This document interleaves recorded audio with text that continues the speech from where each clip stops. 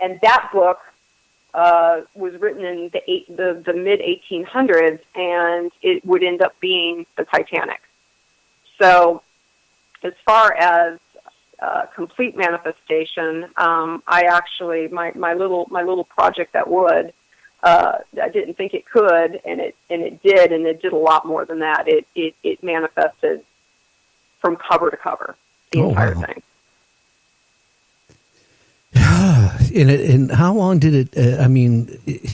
How can you explain more? How long did it take? And did this kind of float out? Yeah. So what ended up happening was I was over these 3 months, and this is pretty much what happened. I would get up in the morning about 7:00, and I would just take to my computer. There was this sense of urgency to get this thing done, and if I were to tell you where this energy came from, I couldn't, because I don't know. I just know that there was a determination to, I kind of sketched out some character ideas. I have these people living in my brain. I could see them. I could see them like in my brain space. I knew what they looked like. And I just, all I was trying to do was create like a made-up love story, if you will, around my fun times that I had in the entertainment industry, because I had a lot of crazy stories to tell, and stories that are in my book are based on factual events of things that that actually took place. Well, yeah, you just opened yourself up. Crazy stories in the music industry. Can you kind of go into a couple of them, and then we'll just keep going? Sure. So when I was working in entertainment, there was a band. And I don't want to say their name publicly, but they're well known. One of the things was, there was a lead singer who he was backstage, and he had said, I tell him this story, I'm really embarrassed, but there was a guy back there serving drinks, and the guy had said to him, I bet you can look around here and get any girl you want. And he just looked him dead straight in the face, and he goes, yeah, all I have to do is snap my fingers and they all come running. But you know what really challenges me? And he goes, what's that? And he goes, a man. And it was the first time that I didn't know that, that this particular person might have been gay or bisexual. Not that there's anything wrong with that, but I was just, I was exposed to, all kinds of silly stuff. And not that there's anything wrong with that, there isn't. But other things, some of my times in New York were, well, I'll give you a great story.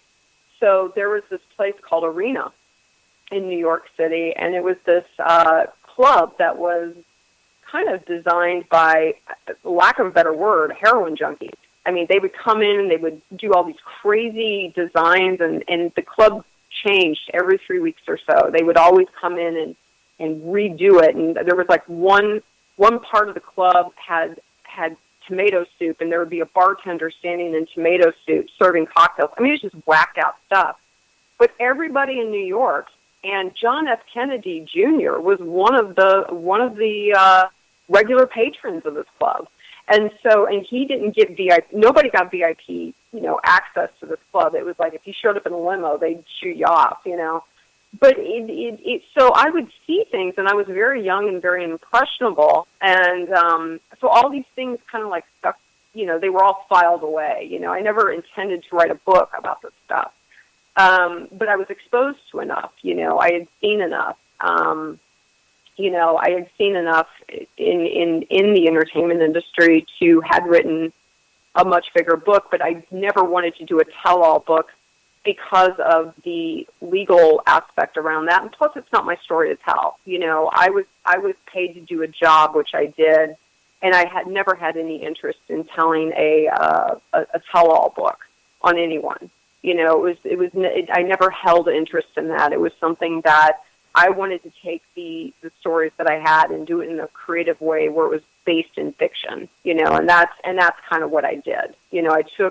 I took some crazy things and I wrapped a fiction story around it, a love story, if you will. And basically just how I would see musicians interact with their wives or girlfriends or, and stuff like that. That's kind of like what kind of sets a tone, if you will, of the theme during those late 80s, mid 90s. The women were not treated well in the music industry, and, it still has a long way to go. But it's better now than it was then. The men were very misogynistic, in the rock genre, at least, at the very bare minimum. They weren't the best to women. And that's kind of what, my fiction love story is kind of set in the same type of tone, if you will, from that time period. It's not based in, well, at the time, I didn't think it was based in fact, but I would find out later that it was somebody's story. It actually was. Yeah. Interesting. Now, have you had a lot of paranormal things in your life while you were in the music industry and the advertising agency? Well, what paranormal things that ended up happening was the actual, during the book manifestation, there was a series of events that unfolded, and it was all due to this book. Once the book got published, there was a string of events that would end up happening to me as the book got released. So what ended up happening was the very first thing, as far as paranormal, if you will, the book cover was illustrated by hand. I knew someone when I worked in advertising who was an illustrator. She was really good, and ended up being that the cover itself, I would end up meeting this person in life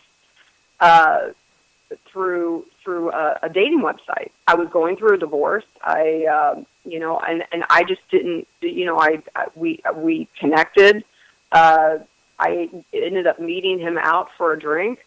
It was a nice conversation. My books, the book stubs got delivered to my home that day, and I took one on my date, not thinking to bring it up or anything like that. But when he asked me for one, he was like, "So you're a writer?" And I was like, "Yeah, I just got my book stubs today." And I handed it to him. I didn't think anything of it, nothing. Well, I would end up a week later, my actual physical book delivered to my house, and I was my friend who was an airline pilot was at my house, and he said, so how did that date go? And I was like, oh, I was so excited. I told him, about this guy, and I showed him his picture, and he was looking at the books on my table, and he goes, "Come over here." And he literally took my phone, put it next to the book, and we were looking at the same person. It was literally the same profile. Everything about that picture and my book cover was the same. And so that was one event. Other paranormal events through the course of this manifestation of this story, as it started to unfold, I know that the next thing I'm going to describe to you, because this event went on for months, right? Different things were unfolding about the story, and all the characters, were all starting now to show up in my life. Like the same names of made up names I had made up for these characters. So you made up these names in the book, right? And right. Then all of a sudden they start appearing. They started, and it was kind of the very first manifestation of this book was the cover. And the next thing that would manifest would be, and I can't explain it. I was out downtown, like in LA somewhere, right? And I was down actually in Venice Beach, and I walked into a store, and a guy handed me a business card. And I looked at the business card, and it was the name of one of the characters from my book. Now, mind you, this is that's not that big of a deal. But 20 minutes later, I'm in a restaurant and I hear a name paged over, for a table, and it's another name from a character from my book. And I'm starting to think now that this is getting a little bit too weird, like it caught my attention. These were attention getters, right? They were subtle enough, but they were attention grabbers. They were kind of in your face, but then, but for why? It's like, okay, well, I'm just going to write this off as just one crazy story. But that's three so far, right? Three things. Yeah, that's three. But the big one, the big one would come. Okay, so the guy and I, we had one evening where we had cocktails and we went our separate ways. That was the end of that. That was it. I happened to be in my car one day, and a thought about him just kind of like rolled through my brain. It wasn't anything major. It was just a thought about this person that I had a drink with 3 months prior. And what ended up happening was there was always these things with these dimes. Prior to meeting him, I saw a trail of dimes. And when I say a trail, I mean like maybe 20 dimes were like kind of seemed to be like yellow brick roading when I got out of my car to go to a store. And I saw them, and I thought, how strange is that? Like I said, I saw it, but it didn't register. And I came back out, and I looked for that, and they were gone. So I can't explain that. To this day, I still can't explain it. But when I was my friend who was the airline pilot, he was in town again, and this was about 3 months later after, the initial book manifested. We ended up going to Las Vegas, and we were sitting in a hotel room, and he had made a comment to me. He was like, "Whatever happened to that guy?" And he was kind of being a little rude, and I felt a strong need to defend, this person that that was no longer in my life, but I felt a very strong need to defend him. And I said, He still, he and I were both going through divorces at the same time. The person that I met that I call Ray, he and I were both going through divorces at the same time. But I knew that he didn't want a divorce, but he was going through one. And I said, well, he can't be with me because he's still in love with his wife. And as soon as I said it, all the electric in our room went out. It just, And so I said, and so my friend who had already seen the book cover manifestation and discovered it said, you know what, the stuff with him freaks me out, and I'm just going to go downstairs, and I'll see you later. About 20 minutes later, I'm just kind of sitting up in the room, just kind of waiting for the electricity to come back on, and I get a phone call from him, and he's calling me. He goes, I need you to come downstairs, but you're going to need to take the stairway because the elevators are out. I said, okay, yeah, I'll come down and meet you. So I went downstairs, and everything was out.